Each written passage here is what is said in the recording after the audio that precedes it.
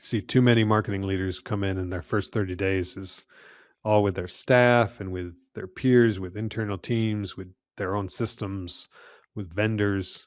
Like, no, don't do that. The CEO at the time was, listened politely. This is a prep session, um, and then basically asked, "Okay, so which of these things gets me to 30 million ARR by Q3?"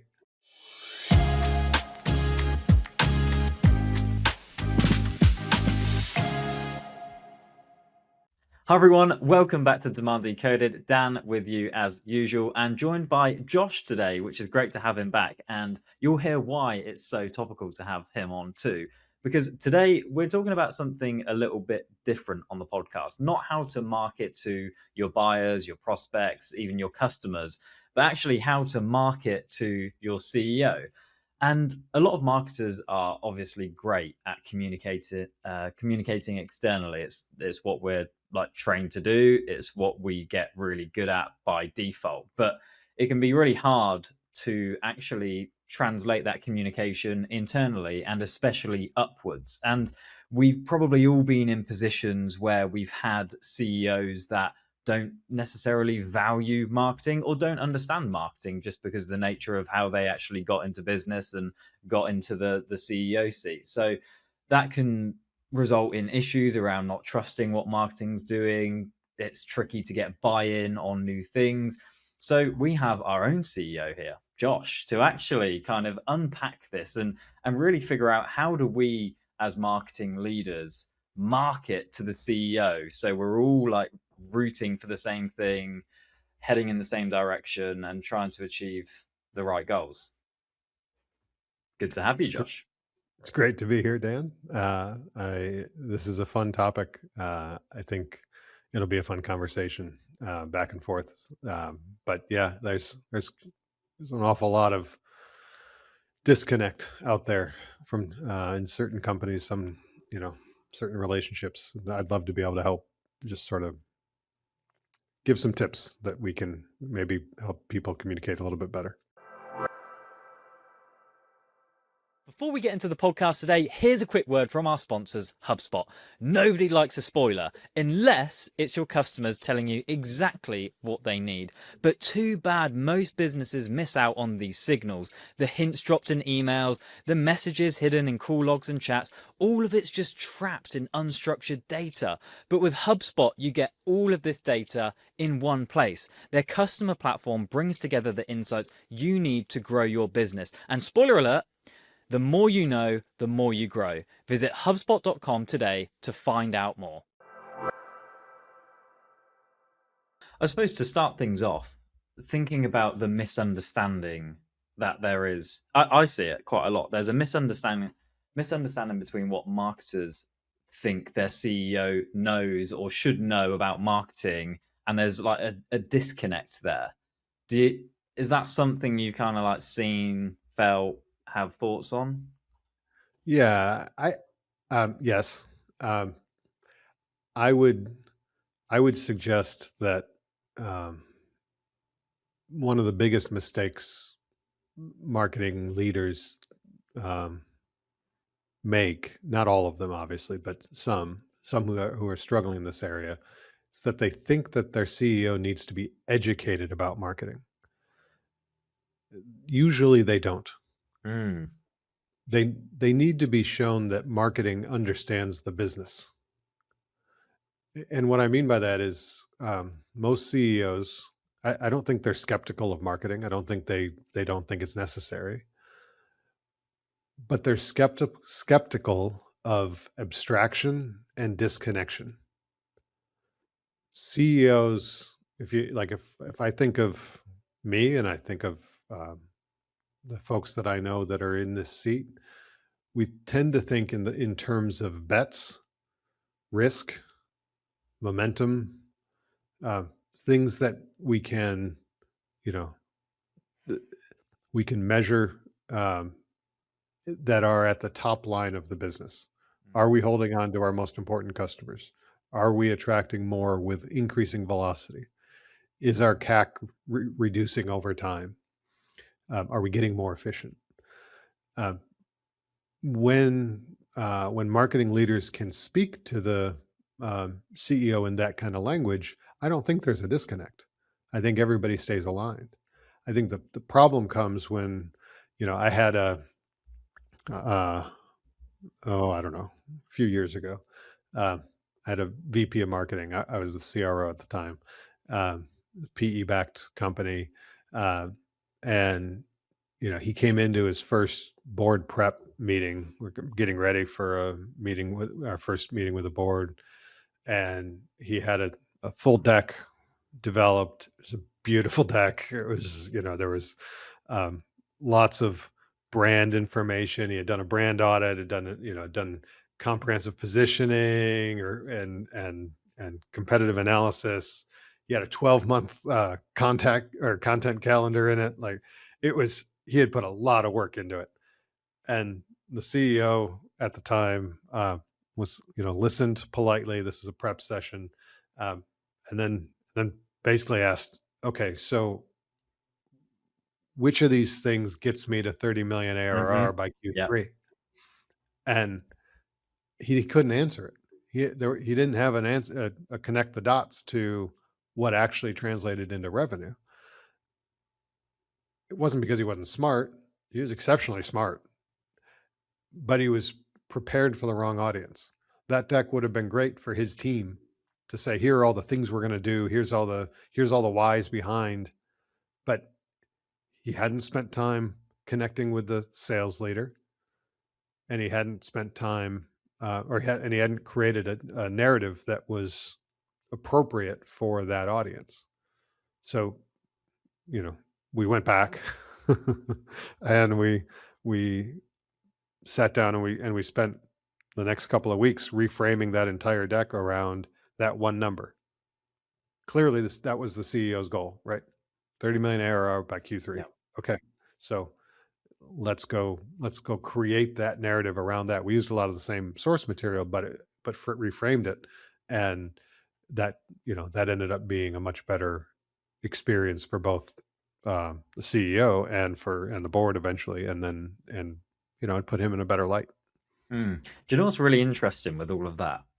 And you said something about it being for the wrong audience. In marketing, we obsess over the right message for the right audience at the right time, in the right channel, framed clearly, building trust Mhm. over time. Yet It's what we often do. when it comes to doing that internally, we forget it's like we don't care who the audience is, they just get the same message. Like we don't try and build that trust over time.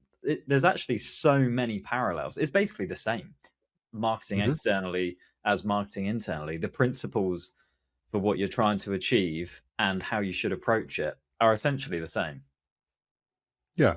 Yeah, if you modeled a persona of your CEO, you'd have to know what she, is motivated by, what makes her successful, and, like, you would do the same things that we do with external personas, but you're absolutely right. Like, that's a good way to think about it.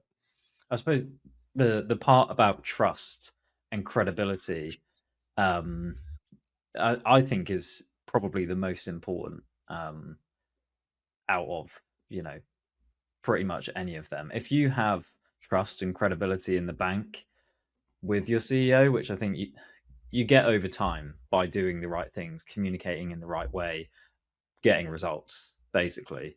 Um, but that's an important step, right? And how have you seen it approached in the past in the best way to build up that credibility, that trust over time, like from a standing start, basically? Yeah. Yeah, let's see. So, maybe the first thing to appreciate, it's very popular in our world today to pick on CEOs, but, um, walk a day in their shoes. Look at their calendar. Look at I mean, you may not be able to actually look at their calendar, but actually, it'd be helpful if you could, because you would see 35 meetings, all overbooked, all different topics, all across the business, every single day. And then they're expected to also prepare and do things and communicate with the board but the amount of by and large, I can't say this across the board, but the CEO is usually the hardest working person in the company. And that's not in our company because I just sit back. But We in see it, like to big be like but like mid-market, B2B tech, private equity driven, those people they're just people, right? They're fallible just like the rest of us. But they have responsibility across so much like the entire business, and they have to stay in tune with the entire business. And they're constantly switching gears, right? They don't have the luxury of the CRO who can just be focused on driving growth. They're over here, they're in HR meetings, they're in legal, they are constantly being pulled in different directions. And I don't think I mean, I know I've made this mistake plenty of times, um, reporting to a CEO. I haven't appreciated that the way I do now. yeah. um, and so when so what does that tell us? Well, if that's the case, then the way I communicate to that person needs to be in their like where they have ability to listen. And that means that it's not going to be a 20 slide deck and a comprehensive review. I think of the best way to communicate with your CEO. If you're trying to pitch a new idea, or you're trying to pitch an investment you want to make, or a direction you're trying to go, it's here's the bet, here's what it costs, here's how long it takes to implement or build or whatever, and then here's what proof looks like: Mm. 30, 60, 90 days, right? Like those four things. And don't cloud it with, you know, 13 pages of why or how you got there, or like, and don't build that narrative. Get to get to the point, be very clear, and in a 15-minute conversation or less, you should be able to lay out, this is what I want to do, this is why, and this is how we'll measure it. This is the impact that I'm trying to create, right? When you can do that, and you can do that consistently, I think you start to, it's like you'll find that you get a whole lot better response from that CEO, because you're appreciating, you're saving them time. You're not booking a half an hour for a 5-minute conversation. You're booking 10 minutes, right? And then if they want to spend more time, they can, right? But you're you're walking a mile in their shoes. You're appreciating the world they're in, and then you're helping them make quick decisions. So Yeah. how's that? No, that's great. I think one thing that I've learned over time, and with you being on board at Blend, it's really there's an interesting dynamic when you have three owners and one CEO, but they all really care about Mhm. ultimately the health of the business and the commercials, but are interested in different things and Yeah. ultimately, yeah, have different passions for what Yeah, we're we doing. have three CEOs, uh, and yes, I think about that with our team Yeah. regularly, that it must be quite challenging. It's really interesting. But one thing that I have learned is that apart from some rare exceptions, they don't like surprises, right? They don't want any big bombshell being dropped on them totally out of the blue that is gonna cause huge pain to the business, no matter what that is. I So, mean, to be fair, nobody does, right? yeah, Nobody likes those. yeah, It's unfortunately, they happen, and the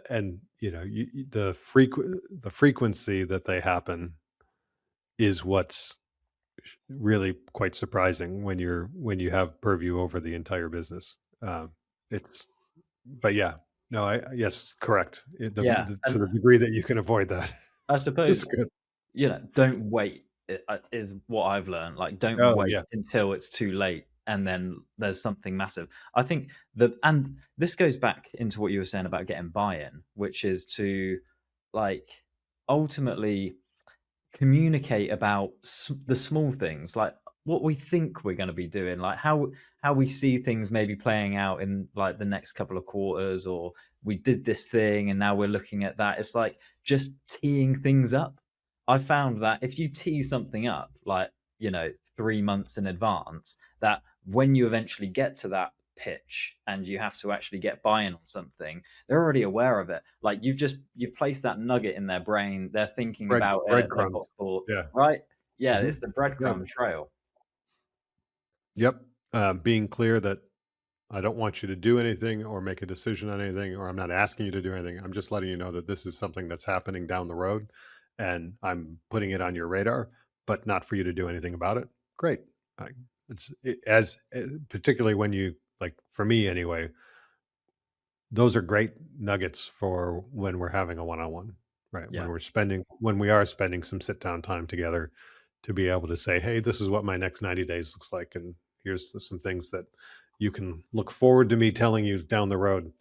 That's great, right? Like, I don't have to worry about it today. I don't have to do anything about it today, but but it does seed the future conversation. yeah, Uh, totally. I think so many marketing leaders like don't want to have those just classic coffee conversations with their CEO, just talking about, yeah, things that they've done, things that are coming up, what the next 90 days looks like. It's like, let's wait until there is a big meeting to have and a big pitch to present to the CEO. I think yeah, no, like you need to be getting to know them and like know how to communicate with them. So when that big pitch needs to happen, you know what they're going to be thinking. You know the questions that they're going to be asking. that's right. I remember actually a client that we were working with wanted to do a website rebuild. It's like 180K investment. Uh, she came to us. She had already been to the CEO, been turned down once, and when we looked at her original, the deck, the pitch that she used, it was 32 slides that started with design philosophy and UX benchmarks and competitor sites, and it was, I mean, she had lost that CEO in the first 5 minutes and just didn't know it, right? Mhm. Um, so we rebuilt it. We It was the right answer for the business, right? But she hadn't characterized it that way, so we built it as a one pager, 3 sections. What we're losing today in pipeline because the site's broken, what the rebuild costs, and what conversion improvement we're committing to within 90 days of launch. And CEO asked one question and it got approved in 15 minutes because she was able to boil it down to this is the problem that is impacting the business. It's Yeah. your business, Mr. CEO, but this is a problem. You don't care about all the how the sausage is made. You just care about what the impact to the business is. And so here it is, and here's how we're going to fix it, and here's what it's going to cost you. And yeah, it's a done deal. Yeah. So I just think being able to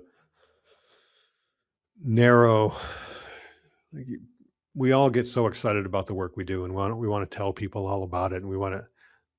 The CEO isn't that person. Like, celebrate with your peers. Celebrate, get geeky with people uh, that are excited about the geekiness of marketing, right? Like, like, celebrate with us. Our company loves geekiness of marketing, right? But when it's your CEO, unless they came out of a distinctly marketing background, which is a rare Yeah. occurrence, but it does happen. Um, it's best to just stick straight to the business facts. Yeah. We've spoken numerous times, right, on the podcast about how to translate marketing metrics into finance and how to actually communicate effectively with the board, etc. And Mhm. you touched a little bit then on metrics that helped get the buy-in, but it is so important that we detach ourselves from the nitty gritty of marketing metrics because we're totally surrounded by data that helps us do our job, but it doesn't help the CEO understand how marketing and performing against business objectives necessarily. Um, so where is the limit? Like, what are the core things that the CEO does care about, and where should we draw the line on the metrics we're reporting and communicating about? Yeah, I mean, that is a one size doesn't fit all for Mhm. sure. And some CEOs some CEOs are gonna want more granularity, some are not. Some are gonna want more granularity at different times, and some are not. Um, but I think of a particular marketing leader who, was in the, ELT meeting, and, uh, she started her update with, "We've had a 40% increase in LinkedIn, impressions. We've had all these contributory factors," right? Even an increase in MQLs. And, um, the ELT is all sitting around, they're listening and nodding and, "Okay, great." And then the CEO turns to the head of sales and says, "Are you getting better leads? Do you have more meetings? Is our pipeline growing?" And the sales leader just said, "No, flat no." And that was the end of that presentation. And it was a gut punch to the marketing leader, but, you know, shame on them for not having first thought through what is going to be the CEO's reaction to being told that everything's rosy. Mhm. If I've said this for a long time, it's why I think really the CRO ultimately in most organizations, the CRO should own both sales and marketing and should be well versed in both. But it's the entire, you know, revenue life cycle of that company that the CRO should own. And it's because of this that marketing can never ever claim success, true success, if it isn't also being seen on the sales side. Because ultimately, if it's not generating revenue, it doesn't matter. And you can say, well, sales isn't doing their job. And maybe that's true. But the best marketing leader will go find out why sales isn't doing their job. Right. They'll get doing their job. They'll get into the weeds, right? They'll be on calls. They'll talk to customers. They'll review transcripts. They're looking for and diagnosing what is stopping our conversion. If I think I'm setting the table great, but the meal's not getting eaten, terrible analogy. Um, Quite like that. uh, then what is the problem? Why does my food taste bad? Whatever. I'm sorry. It's early today. Still haven't had enough coffee. Um, so yeah. So I mean, I think it's incredibly important. So when you asked about metrics, the CEO cares about revenue. You care about momentum and how what's the change, the delta. They care about customer retention, customer satisfaction. Um, they only care about customer satisfaction, by the way, because it leads to customer retention, right? Yeah, Like, and they're- expansion. Yeah. yeah, yeah. I mean, it's even satisfaction. If you show I've got a phenomenal NPS score, but my my wallet share stays the same. Well, a lot of good that's doing you. I mean, at least you're not losing revenue. That's Yeah. good, right? Hopefully. But maybe you are, right? Maybe the customers are thrilled, but you've got a competitor that is suddenly got a new solution that's eating your lunch because it's just cheaper and you're in a commoditized world, Mm. right? You might have customers who absolutely love you but can no longer afford you. So like talking to your CEO about the key metrics. If you're a marketing leader, revenue growth is absolutely your key metric, right? It's not just pipeline growth. a lot of marketing leaders I hear say, well, I shouldn't be held responsible for things that are out of my control. It's a nice world you live in, but that's actually not true. We're constantly being held responsible for things that are out of our control, right? You can't control whether a key employee stays or leaves. That's their choice. You can't control whether a customer, your top three customers suddenly blow up for any number of reasons that have nothing to do with you, but it still impacts you. We live in a world where we can't control the all of the elements that go into outcomes, but we still have to deliver outcomes. And so I encourage marketing leaders, and frankly, I encourage us as an agency to not just be uh, measured by the direct metrics, but are those direct metrics having the right impact on the ability to deliver the ultimate metrics, which are what we just talked about. Um, yeah, I mean, I think that's if I'm talking to my CEO and I'm not talking in that language and really fleshing out why, like I could say, hey, our pipeline, marketing sourced pipeline is up 100%. That's awesome. Great. Is it converting into deals? No. I should be the one saying it's up 100%, but it's not Yeah. converting into deals. So there's something broken here. Here's what I'm going to do to figure it out and fix it. I'm going to go ride shotgun with uh, you know, all of the best reps, right? With the sales VP's support. Well, I better have the sales VP's support. I better have talked to the sales Yeah. VP about that before I talk to my CEO. But getting alignment there, and then being able to tell the CEO ahead of time, you know, this looks great, but it's not doing what we want it to do, and so I'm going to go figure that out. That will earn you more credibility than just trying to claim. So many people claim success without actual big picture success. And it's I think it's a defensive mechanism. But if they just sat back and said, "Hey, we could just do this better. It's hard work, but we could just like it's not a reflection on you that your pipeline that growth in pipeline isn't converting.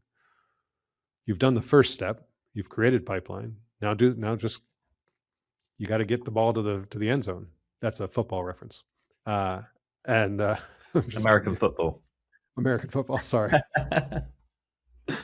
Uh, uh, yeah. So anyway, does that make sense? That makes total sense. And yeah, you were. I've got loads of notes here to tap into. I think again something I've seen is, and that you were touching on there, but didn't say explicitly, is when you're talking about pipeline being up 100%, but conversion rate being down maybe 25%. That's not where the conversation should end. That's kind of where it should start. Like just bring in from my experience, right? CEOs do not want you to just bring them problem after problem after problem. They have enough problems to sort out in their business. Like you said, 25 calls every single day. It's probably just one problem after another, basically, to go and figure out with somebody.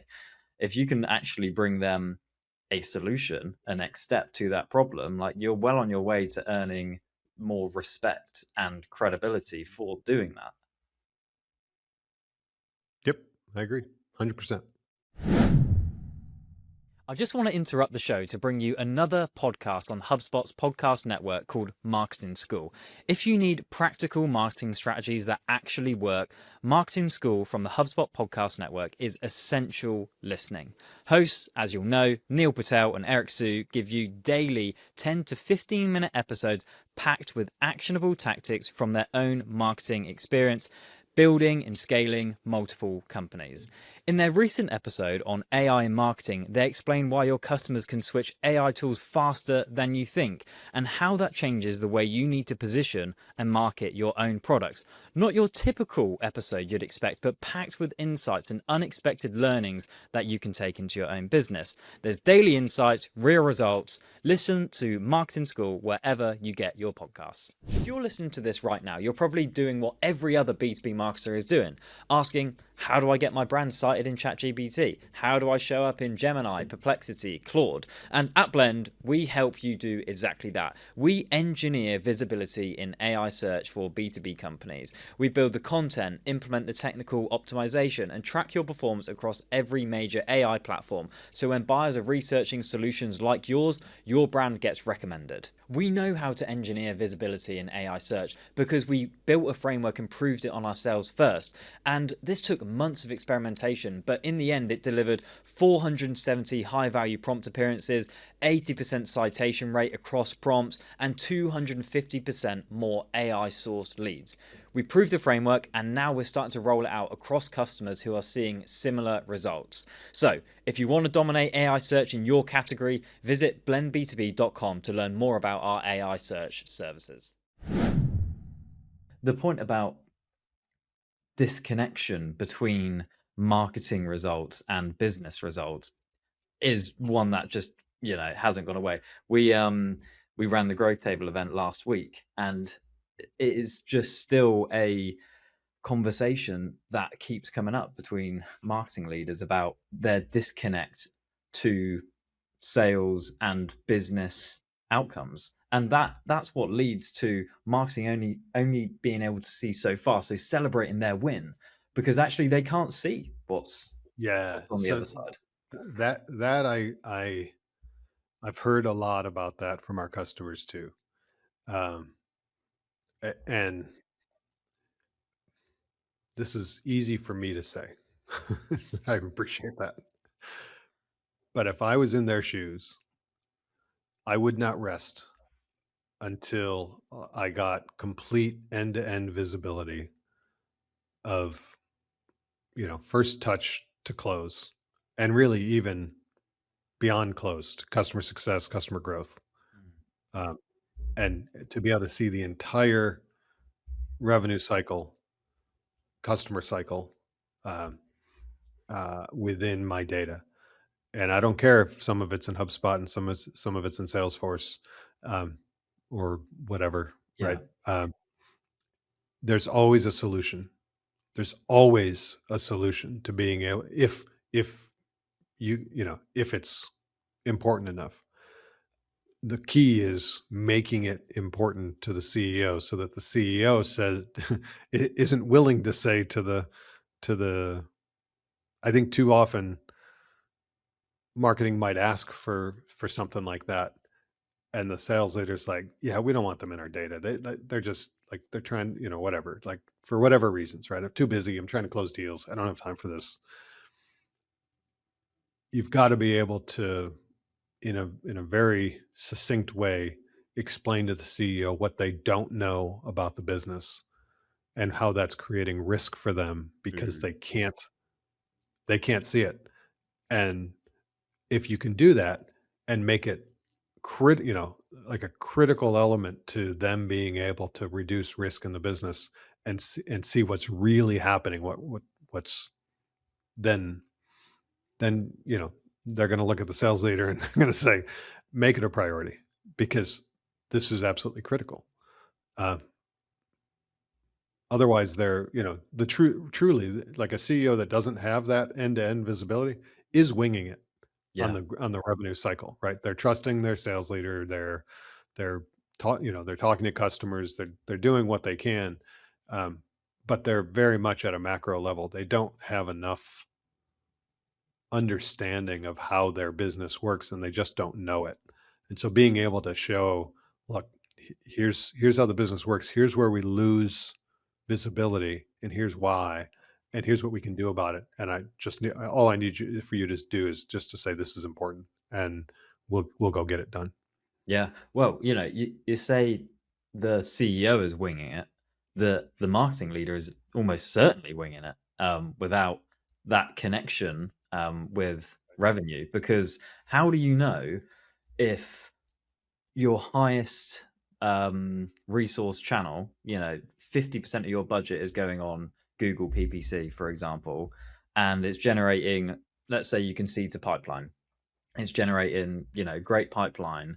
How do you know though that that is a efficient channel for revenue generation without seeing it? Like, again, it's just a guess. You can only see up to pipeline. So the whole business is literally just in the dark guessing about what's working.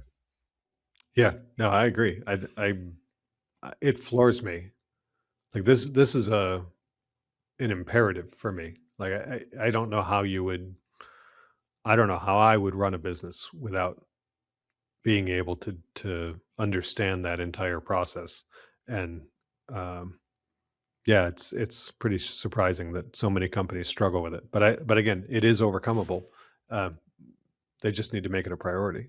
Yeah. And so if you make it clear to your CEO, look, you're at risk. Yeah, hey, you gave us this budget. I'm not going to spend any of it because I can't prove to like it. That would be a gutsy thing for a marketing leader to say. I'm not But spending it. Yeah. I'm I'm I can't see how this really translates to revenue.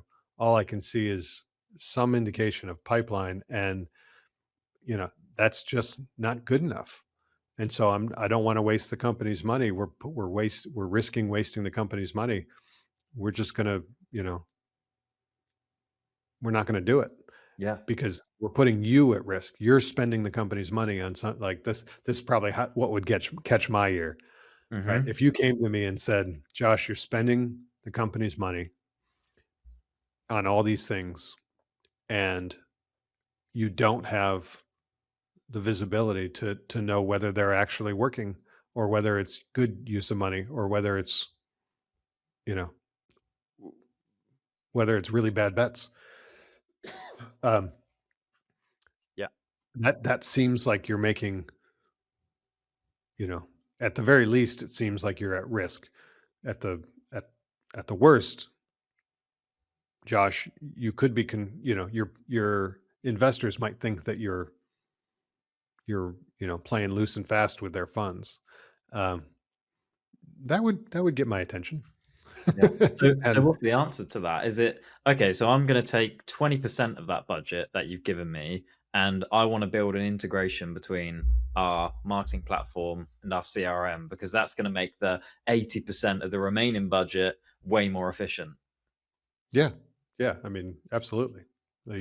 I would go into that conversation with a here's what it's going to take. Yeah. Um, don't just like drop this on your CEO and not have an answer, but drop it on your CEO and then have an answer that says, "Here's what we need to do. Here's what it's going to cost." Don't go into like 17 different pages of what that entails. It's just I can solve this. Here's what we're going to need to do. What I need from you is to make this a priority with the ELT. That it is not a nice to have. It is a have to have. Revenue transparency is going to be one of your mantras. And as long as you can support that, we can get it done. And that cuts Amen. through all the, marketing and sales BS Yeah. that happens so often. Yeah, it solves so many challenges, and yeah, it's just crazy how many businesses are still operating blind without this. But hopefully that was, you know, insightful way an insightful way to go about approaching that situation. And as a cheesy commercial, if you need somebody to help you with that and that conversation with your CEO, we'd be more than happy to do so. Well, we have recently, right? Yeah. Literally helped Yeah. marketing leaders create business cases to do exactly this. Yep. Yeah, it's true. I kid, but this is you Yeah. can tell I'm passionate about it. Um, and I've seen how getting this right makes all the difference in the world to how you then go and spend money and grow your company. It changes it, it changes everything. And Yeah. so yeah, anyway. All right. Let's draw a line there, because I'm interested in communication with the CEO? Because we've touched on it a little bit throughout this, but in terms of like communicating results, what we communicate, how often we communicate, I'm interested in your experience there. Like, what's the right kind of cadence? What's the right level of detail? Yeah, all of Okay. that. Yeah. Um, Sort of depends on the size of the business and the size of the ELT. But on average, for a mid-market, you're somewhere between, I don't know, 50 million and 250 million pounds, let's call it, plus or minus 100%. Like, I mean, there's a big range. Um, uh, if you're in that space, I think the best way for a marketing leader to communicate progress with the CEO consistently, keep them up to date without consuming their time, is to create uh, a pulse, if you will. And what I mean by that is the CEO doesn't need 50 metrics from you.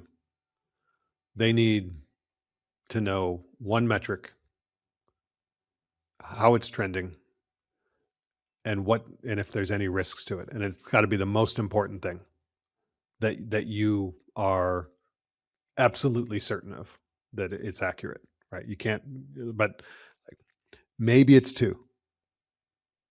It shouldn't be more than that. But sending that every Friday with a, "Here's what's most important.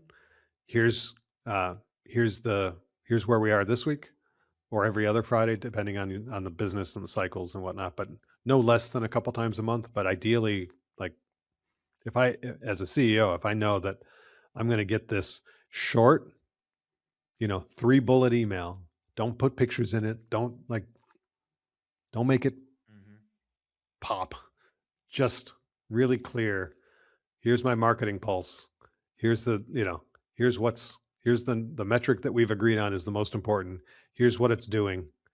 Here's where and then in addition to that, the third bullet is one thing that I need a decision on, right? If I'm the marketing leader, Yep. right? So the most important decision that you need from your CEO that can be made, right? You've given them the information, just need this decision from you. That's it. And sometimes, some weeks, there won't be that decision, right? I need nothing from you. Great. That's even better. 2 bullets. Uh, but I have seen that type of an approach work really well. I've seen CEOs start to rely on that and even share it with the board as part of their board update, right? So I would find out what their board update cycle looks like. Some Yep. some CEOs publish Friday updates to the board. Um, some do it once a month. But I would get into a consistent pattern that supports their reporting responsibilities. But most importantly, it's just wanting to keep you informed. And then in your one-on-ones, hopefully you have a one-on-one with the CEO. Uh, if you don't, you should ask. Even if you report to the CRO, okay, great. You report to the CRO. CRO should support you having a one-on-one with the CEO. Yeah. There's nothing wrong with that. Um, it's actually really, really helpful for you to be able to hear from the CEO exactly what's top of mind for them, and how they're thinking about the overall strategy of the business. And the CRO should already know that. Um, so, um, so yeah. So in those meetings, that's where you can go into more depth. You can explain your plans. You can talk about your staff, key how team members are doing, just to keep them informed. But again, really, really important. Most CEOs like to talk. Most like to have an opinion. Most like to um, have air in the room to be able to express an opinion. When you show up with so much content that you're just talking this fast and you need to get rid of blah, blah, blah, blah, blah, like, it sucks the air out of the room. don't do that. Be conversational, like you said, in your a coffee talk. Um, that was an old Saturday Night Live sketch, um, but think of it like uh, you know, a friend at a coffee shop. There's gotta be a back and forth, and so you can only have as much information as you can actually present in if your one-on-one's 30 minutes, have 10 minutes of content and have 20 minutes of or maybe less, 5 minutes of content. Alright, like, they're not gonna retain it anyway, right? Yeah. Not in the end. You go really deep and you're gonna lose them. And so being able to talk slowly, walk through the what you're seeing, talk about it in the business context, um, their that is to say their context, uh, and uh, and be open to lots of feedback and questions and just be comfortable in that setting rather than trying to steamroll your CEO. Like nobody likes that. Yeah. Everybody, well, especially the CEO, will have an opinion, like you said, on everything that happens in the business. And sometimes that's the right opinion, actually, based on experience and problems they've solved in the past. But sometimes it's wrong. And just because that's their opinion doesn't make it right. Um, so yeah, I think it's really important to have the facts available to you so that when those opinions inevitably do happen, you at least have a response to it that is either, oh yeah, I haven't thought about that. Let me go and gather that and we'll report that back. Or actually we've already looked at that and what thank you for your opinion, but actually we're seeing it this way. Here's data that Yeah. suggests you do that for me, and I love it, right? You tell me when I'm wrong all the time, and it's great.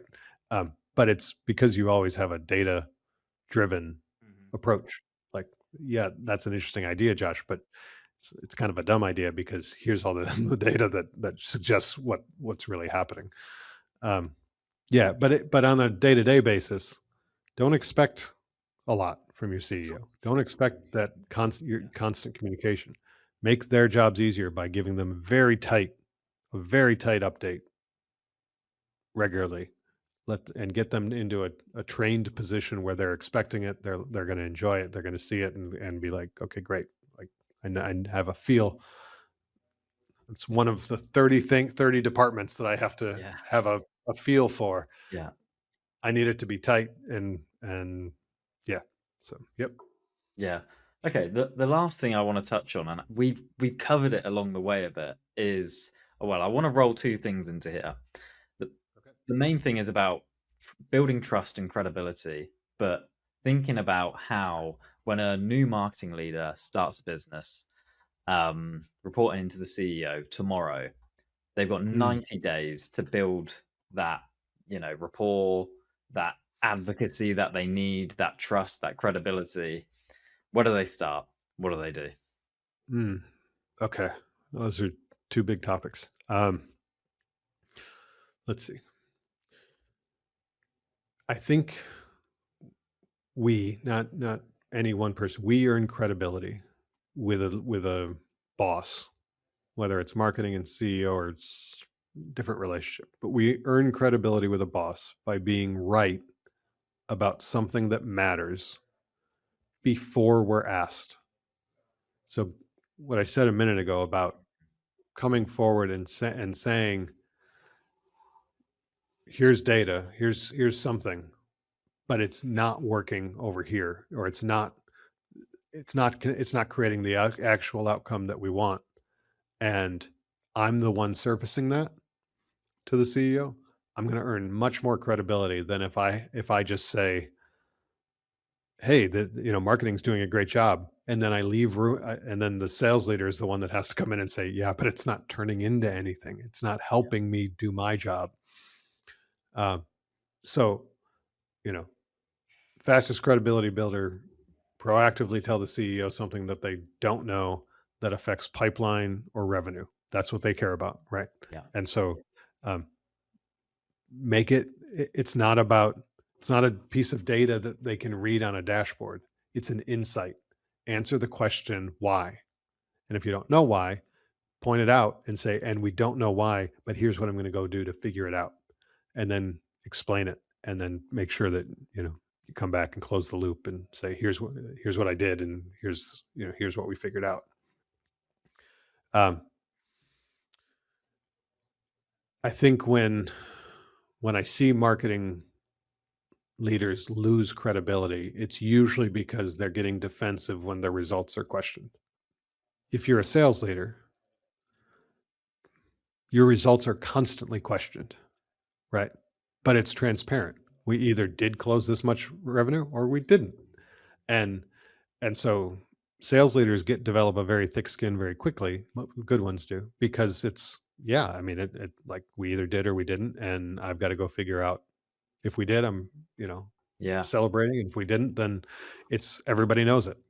And so the more marketing can leaders can get comfortable with the idea that they need to be equally transparent and equally exposed. It's not a great feeling, but it does drive credibility. And and then the other thing that does is it builds tremendous confidence in in your sales leader. Your sales leader can now come to you and say, "Hey, look, we have a problem. We can figure out how to solve it because you're willing to be as transparent as they are." And you're not trying to say, "Hey, I'm claiming victory while you're failing." That never works, right? It wouldn't work for you either, right? The other thing is true too. When sales claims success, but then says marketing didn't do anything to help us, that really puts you out of joint, doesn't it? Well, you're doing the same thing when you try to claim success and then point the finger at sales for not closing all the great business, right? So you've got to get on the same page with your uh, sales leader. Uh, what you asked about how to, so therefore, if you're new, how to start that process, what does the first 90 days look like? I see too many marketing leaders come in and their first 30 days is all with their staff and with their peers, with internal teams, with their own systems, with vendors. Like, no, don't do that. There's time for that. Go learn the business. Go be seen learning the business. Get on customer calls, go on sales calls, listen to demos, um, visit your customers, be out, like make 90% of your calendar completely reserved for external conversations. Understand you know, if you're in a channel driven business, your channel partners, you're like, what are the external organizations or entities or things that impact revenue, Mhm. customer acquisition, like the things that your CEO cares about. That's the first 30 days so that you can develop a thesis for that's data based and informed by actual field work that then leads you to, okay, so now I understand where how our growth life cycle is working and where there are challenges. And in those, and so that in your next 30 days, you can sit down with your CEO and say, okay, we're going to pick one problem that matters to you and we're going to solve it. And so in that next 30 days, just find something that's highly visible Yeah. that is inside of a 30-day achievement window that you can say, we're going to go attack it, we're going to solve it, and we're going to prove it.